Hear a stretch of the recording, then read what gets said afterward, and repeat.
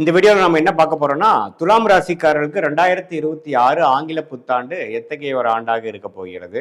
இந்த ஆண்டின் முதல் ஆரம்பம் எப்படி இருக்குன்னா, முதல் 5 மாதம் குரு 9ஆம் இடத்துல காதல் விஷயத்துல கொஞ்சம் கேர்ஃபுல்லா இருக்கணும். ஏன்னா 5ஆம் இடத்துல ராகு இருக்கும் பொழுது இந்த மாதிரி வேற திட்டங்களை தீட்டி தேவையற்ற பண விரயங்கள், சமய விரயங்கள் இதெல்லாம் தவிர்த்து நமக்கு என்ன பிராப்தம் இருக்கோ அதுக்கு தகுந்த மாதிரி செயல் அது. இந்த வீடியோவில் நம்ம என்ன பார்க்க போறோம்னா துலாம் ராசிக்காரர்களுக்கு 2026 ஆங்கில புத்தாண்டு எத்தகைய ஒரு ஆண்டாக இருக்க போகிறது. ஜனவரி மாதம் முதல் டிசம்பர் மாதம் வரை அந்த 12 மாதங்கள் துலாம் ராசிக்காரர்களுக்கு எத்தகைய ஒரு பலாபலன்கள் நிறைந்த ஒரு ஆண்டாக இருக்க போகிறது. சயின்டிஃபிக் வேதிக் அஸ்ட்ராலஜி முறையில் எந்த விதத்திலும் மிகைப்படுத்தாமல் உள்ளது உள்ளவாறு நம்மளுடைய கர்ம பலன் ஒளித்தத்துவ பிரகாரம் எப்படி நம்மளுடைய வாழ்க்கையில் சாதகமான சம்பவங்களாகவும் சாதகமற்ற சம்பவங்களாகவும் உருவெடுத்து நம்மளுடைய வாழ்க்கை பாதையை நிர்ணயிக்கிறதுங்கிறத நம்ம பார்க்குறோம். அந்த அடிப்படையில் துலாம் ராசிக்கு 2026 எப்படி இருக்க போகுதுன்னு நம்ம சயின்டிஃபிக் வேதிக் அஸ்ட்ராலஜி முறையில் துல்லியமாக பார்க்கும் பொழுது முதல்ல இது என்ன தெரிஞ்சுக்கணும்னா, இது ஒரு பொதுவான பலன் தான். நம்மளுடைய 4 கிரகம் என்று சொல்லப்படுகிற ஆண்டு கிரகம் என்று சொல்லப்படுகிற ராகு, கேது, சனி, குரு இந்தோட சஞ்சாரத்தை வைத்து பொதுவாக 2026 எந்த மாதிரி ஒரு தாக்கத்தை துலாம் ராசிக்காரன் கொடுக்க போகுதுங்கிற ஒரு பொது பலனை பார்க்க போகிறோம். அதுல பாருங்க, குரு 9ஆம் இடத்திலேயே இருக்கிறார். ஆண்டு பிறக்கும் பொழுது மே மாதம் வரை 9ஆம் இடத்திலிருந்து ஜூன் மாதத்துக்கு அப்புறம் பார்த்தீங்கன்னா 10ஆம் இடத்துக்கு போகிறார், உச்சம் பெறுகிறார். அதே சமயத்தில் சனி 6ஆம் இடத்தில் இருக்கிறது மிகவும் நன்று. 5ஆம் இடத்துல ராகுவும் 11ஆம் இடத்தில் கேதும் இருப்பது தவறில்லை.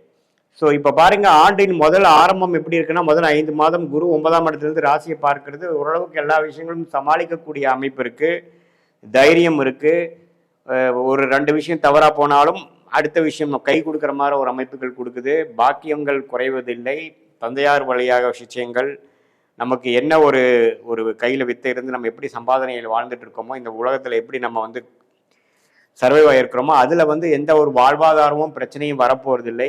அதே சமயத்தில் கடன்கள் பிரச்சனைகள்லாம் பெருசாக ஆகாமல் 6ஆம் இடம்ங்கிறத சனி இருக்கும் பொழுது எல்லாத்தையும் கண்ட்ரோல் பண்ணி பிரச்சனையும் எதிரிகளையும் கண்ட்ரோல் பண்ணி வச்சிருக்கிறார்.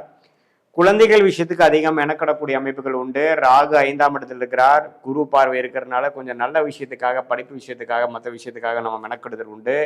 லாபங்கள் பெறக்கூடிய அமைப்புகள், வெளிநாடு சம்மந்தப்பட்டது, வெளி மாநிலம், இம்போர்ட் எக்ஸ்போர்ட், அது மாதிரி ஒரு எக்ஸ்டர்னல் சர்க்கிளில் தொழில் வேலை செய்திருக்கிறவங்களுக்கெல்லாம் கொஞ்சம் லாபங்கள் வரக்கூடிய அமைப்புகள் உண்டு. இது பொதுவாக ஆண்டின் முதல் 5 மாதங்கள் இது மாதிரி ஒரு அமைப்பு தான். பெரிய ஒரு பிரச்சனைகள் இல்லை, பெரிய ஒரு ஒரு கை மீறி போகக்கூடிய வம்பு வழக்குகளோ, உடல் உபாதைகளோ, கடன் பிரச்சனைகளோ அதெல்லாம் இல்லாமல் ஓரளவுக்கு வாழ்க்கையை ஓரளவுக்கு முன்னோக்கி போகக்கூடிய அமைப்புகள் உண்டு. மாணவர்கள் பார்த்தீங்கன்னா ஓரளவுக்கு நல்லாவே படிக்கக்கூடிய அமைப்புகள், கொஞ்சம் அவங்களோட ஒழுக்கங்கள் குறையாமல், கொஞ்சம் ஃபோக்கஸ் குறையாமல் படிக்கக்கூடிய அமைப்புகள் கொடுக்குறார். அதே சமயத்தில் தேவையற்ற உடல் உபாதைகள்லாம் இது வரைக்கும் கொஞ்சம் பிரச்சனை இருந்ததெல்லாம் கொஞ்சம் கண்ட்ரோல் இருந்து உடல் உபாதைகளும் ஓரளவு கண்ட்ரோலில் இருக்கக்கூடிய அமைப்புகள் உண்டு. உறவுகள், காதல் விஷயத்தில் கொஞ்சம் கேர்ஃபுல்லாக இருக்கணும். ஏன்னா 5ஆம் இடத்துல ராகு இருக்கும் பொழுது இந்த மாதிரி வேற ஒரு அந்நியரோட ஒரு பழகிறது, புதிய பழக்கம் அதில் ஈர்க்கப்படுகிறது, ஒரு தப்பான ஒரு சகவாசம் பெறுவது, அது மாதிரி விஷயத்தெல்லாம் கொஞ்சம் கேர்ஃபுல்லாக இருக்க வேண்டிய அமைப்பு துலாம் ராசிக்காரர்களுக்கு இருக்குது. மற்றபடி பார்த்தீங்கன்னா அந்த ஜூன் மாதத்துலேருந்து பார்த்தீங்கன்னா 10ஆம் இடத்துக்கு சனி குரு உச்சம் வரும் பொழுது 6ஆம் இடத்தை கனெக்ட் பண்ணுறாரு, 4ஆம் இடத்தை பார்க்குறாரு. ஸோ இதனால் என்ன ஆகுனா, ஒரு இன்வெஸ்ட்மெண்ட்டு, இடம், வீடு, வண்டி, வாகனத்தை கையில் இருக்க காசை வைத்து ஒரு லோன் போட்டு வாங்குறது, பழைய வண்டியை கொடுத்து புது வண்டி வாங்குறது, ஒரு செடானை கொடுத்து ஒரு எஸ்யூவி வண்டி வாங்குறது, அதே சமயத்தில் ஒரு பைக் வச்சுருந்தீங்கன்னா பழைய பைக்கு கொடுத்து இன்னொரு பெரிய ஒரு கேடிஎம் அது மாதிரி ஓரளவுக்கு லக்ஸுரியான ஒரு வண்டி வாங்குறது, வீட்டில் சில சுப செலவுகள் செய்வது, சோஃபா செட்டை மாற்றுறது, கிச்சனை கொஞ்சம் மாற்றுறது, அப்கிரேட் பண்ணுறது, வாஷிங் மிஷின், இது மாதிரி சில வசதிக்காக சில சுப விரயங்களை செய்வது, சில சுப செலவுகளை செய்யக்கூடிய அமைப்புகள் கொடுப்பார். அதே சமயத்தில் வேலை, இது மாதிரி ஃபினான்ஷியல் லைனில், பேங்கிங் லைனில் சொல்லிக் கொடுக்கும் வேலையில் இருக்கிறவங்களுக்குலாம் ஒரு இடம் மாற்றம், ஒரு இம்ப்ரூவ்மெண்ட், ஒரு ப்ரொமோஷன், அது மாதிரி விஷயங்களும் கொடுக்கக்கூடிய அமைப்புகள் உண்டு.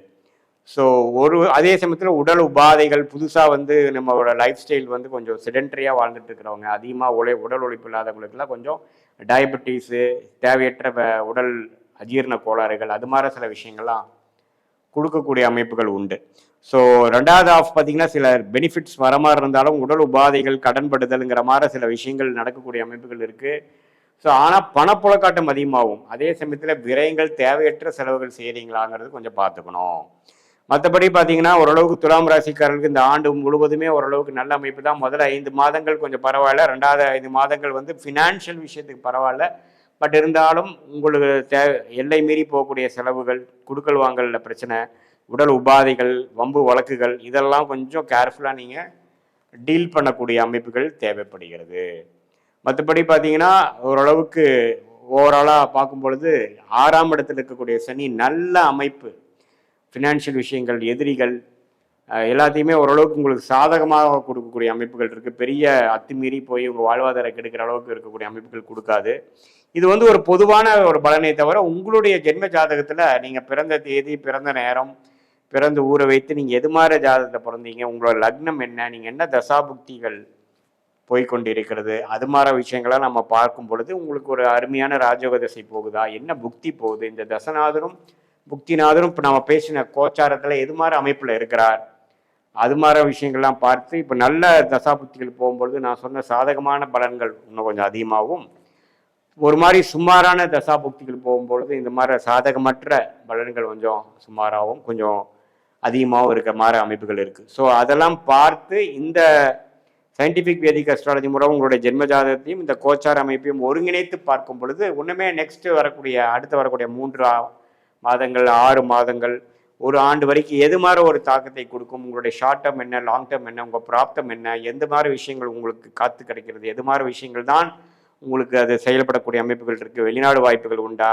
அல்லது உள்நாட்டிலேயேவா, ப்ரைவேட் செக்டாரா, கவர்மெண்ட் செக்டாரா, தொழிலா, வேலையா, ஹையர் ஸ்டடீஸ் எது மாதிரி துறையில் போய் படிக்கலாம், எல்லா விஷயங்களும் எல்லா வயதினருக்கு வேணுங்கிற வாழ்க்கைக்கு தேவையான எந்த ஒரு கிளாரிட்டி வேணுமோ, எந்த ஒரு விஷயத்தில் உங்களுக்கு கிளாரிட்டி இல்லாமல் இருக்கோ அது மாதிரி எல்லா விஷயங்களும் பார்த்து அதுக்கு தகுந்த மாதிரி நீங்கள் வந்து வாழ்க்கையில் திட்டங்கள் தீட்டி உங்களுக்கு உங்களுடைய செயல்பாடுகள் எப்படி இருக்குது, எது மாதிரி விஷயங்கள் செய்யணும், உங்களுக்கு எது மாதிரி ஆப்ஷன் உங்களுக்கு காத்து கிடக்குது, எந்த நேரத்தில் எது நடக்கும், எந்த நேரத்தில் அடக்கி வாசிக்கணும், எந்த நேரத்தில் வேகமாக போகலாங்கிறதெல்லாம் ஓரளவுக்கு தெரிந்து பண்ணுறதுக்கு இந்த சயின்டிஃபிக் வேதிக் அஸ்ட்ராலஜி இந்த ஒளி தத்துவம் மூலமாக உங்களுடைய ஜாதகத்தில் ஒளி தத்துவம் எப்படி இருக்குது, எது மாதிரி தசாபுக்திகள் போய் கொண்டிருக்கிறது, எந்த கிரகம் உண்மையிலேயே அருமையாக இருக்குது, அந்த கிரகத்தின் தசை நடக்குதா, எந்த மாதிரி டைம் வந்து நம்ம ரொம்ப கேர்ஃபுல்லாக இருக்கணும், அது மாதிரி விஷயங்கள்லாம் தெரிந்து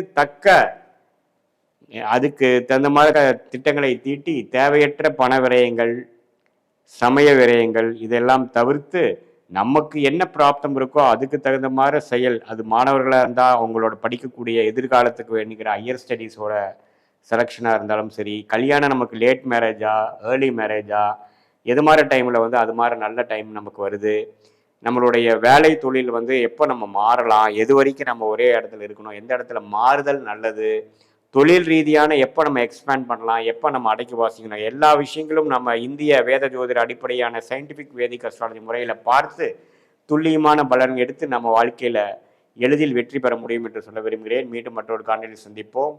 நன்றி, வணக்கம்.